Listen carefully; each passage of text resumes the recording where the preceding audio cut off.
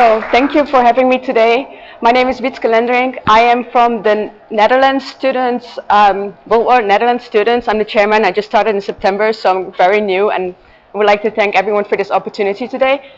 The moment I heard the topic, humanity and freedom, my mind went straight away to the European refugee crisis. This might be a topic largely unknown to you guys, but I will explain it. I will first want to explain why I chose this specific topic. Not only am I European, not only is this in the news quite often, but it hit close to home when family members went on holiday to Greece, and while they were basically stuffing their faces, there were children on the street begging for food and people sleeping with nowhere else to go. And this happened in the summer of 2015, and I have been thinking about this since. Let me go. So let me give you a brief history of how it all started. The Assad family has been ruling Syria since about the 1960s. And when the Arab Spring happened in 2011, which toppled authoritarian regimes in the Arab world, they refused to give up their power. Therefore, a civil war happened. Now, you might be quite familiar with this flag. You see it everywhere these days. ISIS used this opportunity to enter the country and tried to make their Islamic State. Because of this, unfortunately, the Syrian people got in between. They got in between the troops of the regime, the rebel troops, and also the ISIS troops. And can you guess what happened next? About 1/3 of the population, so almost 8 million people, got replaced within the country.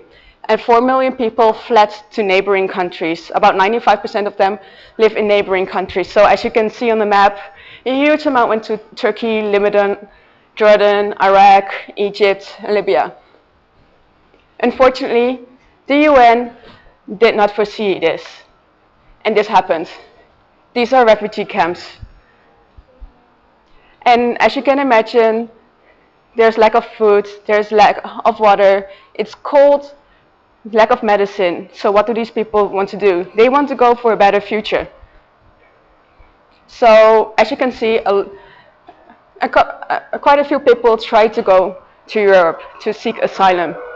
And this is where the refugee crisis really happened.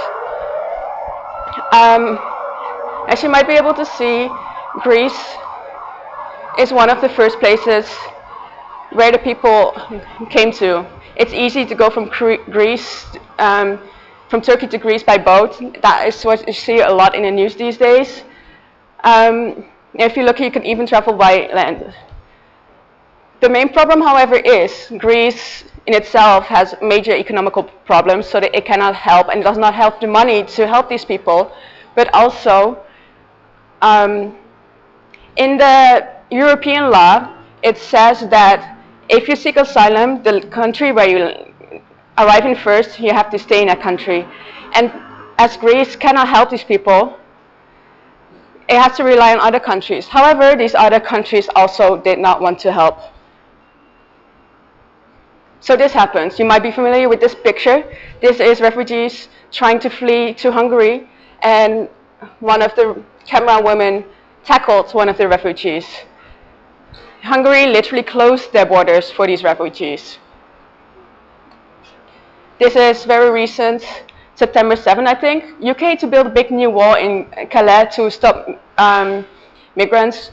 So Calais, for those that don't know, has a huge immigrant population in France.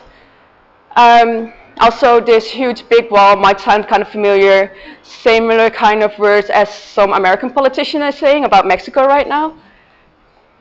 Also, Europe is not investing enough to try to save the refugees on these dinky boats in the Mediterranean Sea.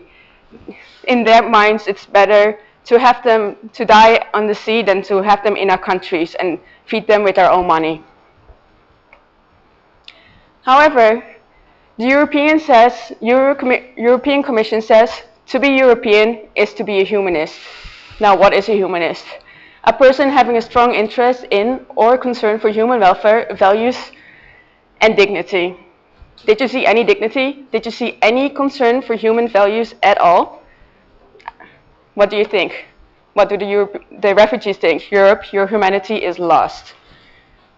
Also, in the UN Charter of Fundamental Rights, it says people have the right to life, right to asylum, and the prohibition of inhumane and degrading treatment. What is happening? They let people die. They don't grant them asylum. Prohibition and inhumane and degrading treatment is happening at this very moment.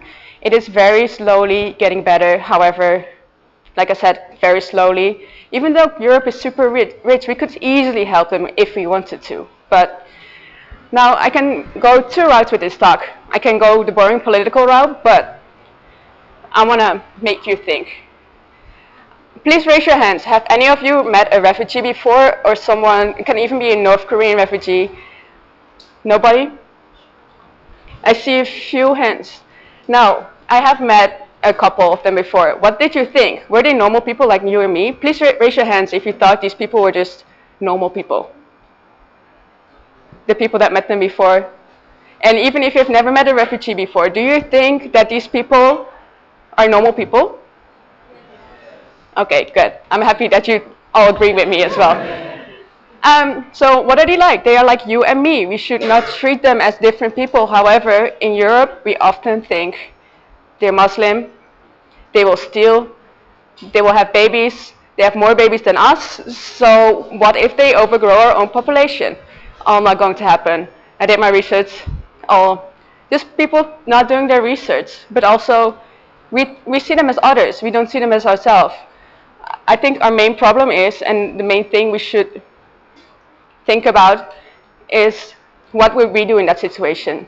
Would we not want to flee this situation as well? So what do they want? They want humanity and freedom. Coming back to the main topic. They want the freedom of choice. They want the freedom to be able to vote. They want the freedom to say what they want. And they want to be treated in a humane way. Like I said, we shouldn't see refugees as the other. They're just like us, human beings. So what I want to do, what I want to give away with this talk, and also kind of mentioned by the previous speaker, we should not stay in our own cocoon. We all live in this foreign country. Please talk to other people. Even if it's not refugees, please open your mind. For me as well, I met my Malaysian friends, Muslim friends, Syrian friends, American friends, Chinese friends. Like suddenly, this whole new world opened. Before it was only Netherlands. I was Dutch, I was European,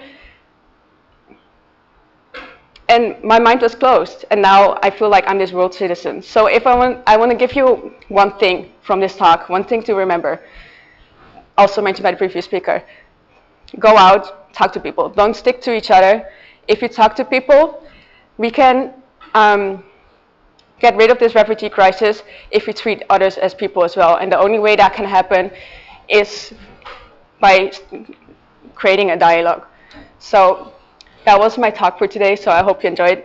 And before it was said as well, questions can come at the end. So thank you very much.